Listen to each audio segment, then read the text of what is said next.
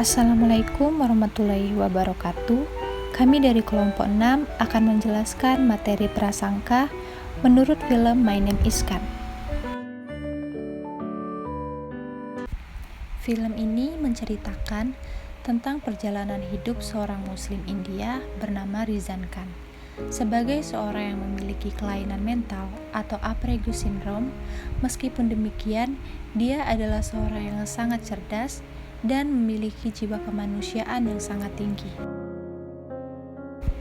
Saat dewasa, setelah meninggal ibunya, ia memutuskan untuk menyusul adiknya Zakir yang lebih dahulu menetap di Amerika Serikat. Di Amerika Serikat, ia menikahi seorang wanita yang sudah memiliki anak bernama Mandira. Pernikahan tersebut sempat ditentang adiknya karena tidak setuju Rizwan menikahi wanita yang berbeda agama dengan dirinya. Mandira sendiri seorang Hindu. Setelah pernikahan itu, Rizwan dan keluarga menjalani kehidupan dengan penuh bahagia. Namun, semuanya berubah semenjak kejadian 11 September. Terjadi serangan teroris di mana pelakunya adalah seorang Islam. Setelah kejadian itu, Sam mengalami berbagai masalah di sekolah. Dia bertengkar serta dipukuli oleh kakak kelasnya karena menggunakan nama Khan. Mandira merasa tertekan karena dia beserta anaknya harus menghadapi berbagai perlakuan tidak adil dan hingga Sam meninggal dunia. Merasa hidupnya berada di titik akhir, Mandira meminta Rizwan pergi. Mandira mencari pelaku pembunuh Sam, sementara Rizwan punya misi lain. Rizwan ingin menemui Presiden Amerika Serikat dan menyatakan bahwa seseorang dengan nama Akhir Khan bukanlah teroris. Apa yang dapat dijelaskan sebagai seorang ilmuwan dalam menjelaskan prasangka? Prasangka. Mires 2012 menyatakan prasangka adalah penilaian negatif yang telah dimiliki sebelumnya terhadap satu kelompok dan masing-masing anggota kelompoknya. Inti dari prasangka adalah praduga berupa penilaian negatif mengenai suatu kelompok dan setiap individu atau anggotanya. Seperti dalam di film My Name is Khan, di mana orang Amerika menganggap seorang Muslim adalah seorang teroris, sehingga mereka dipandang sebagai orang yang jahat dan dijauhi orang masyarakat sekitar.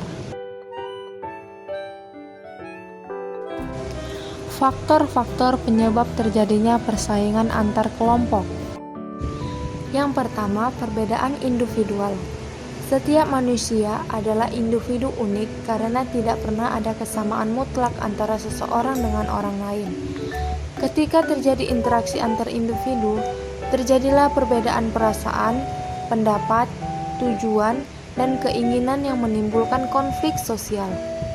Kedua, perbedaan kebudayaan. Latar belakang budaya yang berbeda dapat memengaruhi pola pemikiran dan tingkah laku individual dalam sebuah kelompok. Bahkan, dalam kelompok yang sama, tidak tertutup kemungkinan adanya perbedaan kebudayaan, karena budaya di lingkungan keluarga yang membesarkan setiap individu berbeda-beda. Ketiga, perbedaan kepentingan. Konflik sosial yang terjadi karena perbedaan kepentingan dapat terjadi di bidang ekonomi, politik, budaya, dan sebagainya. Pada dasarnya, setiap individual atau kelompok memiliki kepentingan berbeda terhadap sesuatu. Yang keempat, perubahan sosial yang terlalu cepat. Perubahan sosial yang terjadi secara cepat dan mendadak akan menciptakan keguncangan proses sosial di dalam masyarakat. Faktor ketidaksiapan dan keterkejutan masyarakat jadi penting. Perubahan itu dapat berpengaruh pada bergantinya sistem nilai yang berlaku. Hal ini terjadi karena setiap individual atau kelompok memiliki cara berbeda dalam menanggapi perubahan sosial tersebut. Mengapa prasangka menjadi sulit untuk diteliti? Karena stereotip merupakan struktur kognitif yang terdiri dari sekumpulan harapan mengenai kelompok sosial. Stereotip itu sendiri dapat dianggap sebagai skema. Informasi baru yang tidak sesuai dengan skema cenderung ditolak oleh masyarakat. Stereotip sering diartikan sebagai ejekan, juga merupakan gambaran-gambaran atau tanggapan tertentu terhadap individu atau kelompok yang dikenai prasangka. Apa perbedaan dalam gaya atribusi antara budaya individualis dan kolektivis? Individualis adalah diri yang fokus pada atribut internal yang sifatnya personal. Kemampuan individual, inteligensi, sifat kepribadian, dan pilihan-pilihan individual. Diri adalah terpisah dari orang lain dan lingkungan. Budaya dengan diri individual dan mengadakan seleksi sepanjang sejarahnya untuk mendorong kemandirian setiap anggotanya. Mereka didorong untuk membangun konsep akan diri yang terpisah dari orang lain, termasuk dalam kerangka tujuan keberhasilan yang cenderung lebih mengarah pada tujuan diri individu. Kolektivis, nilai keberhasilan dan harga diri adalah apabila individu tersebut mampu memenuhi kebutuhan komunitas dan menjadi bagian penting dalam hubungan dengan komunitas. Individu fokus pada status keterikatan mereka atau interdependen, dan penghargaan serta tanggung jawab sosialnya. Aspek terpenting dalam pengalaman kesadaran adalah saling terhubung antar personal.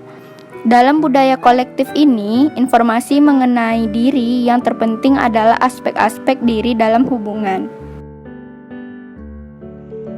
Isu yang berkaitan dengan prasangka terhadap masalah sosial masyarakat saat ini. Disorganisasi dan disfungsi sosial.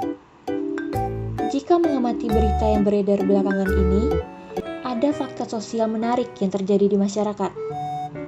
Fakta menarik tersebut yaitu adanya prasangka dan diskriminasi terhadap korban COVID-19. Prasangka dan diskriminasi ini disebabkan oleh ketakutan masyarakat terhadap situasi yang tidak menentu akibat penyebaran virus corona. Hal ini terlihat jelas dari sikap masyarakat yang menjaga jarak saat berinteraksi dengan orang lain, menghindari salaman, menghindari perkumpulan, dan lain-lain. Sikap masyarakat ini berawal dari adanya prasangka, sehingga kemudian memunculkan sikap diskriminatif. Prasangka dan diskriminasi ini merupakan perwujudan dan disorganisasi sosial. Disfungsi sosial ini membuat individu justru mengalami gangguan pada kesehatannya.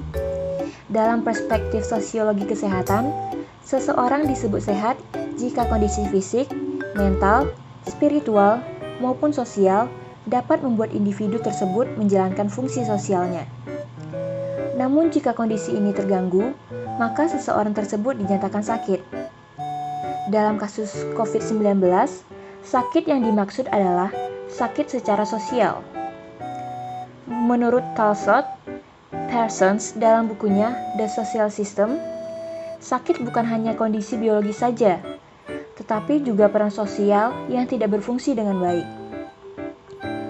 Parsons melihat sakit sebagai bentuk perilaku menyimpang dalam masyarakat, karena orang yang sakit tidak dapat memenuhi peran sosialnya secara normal.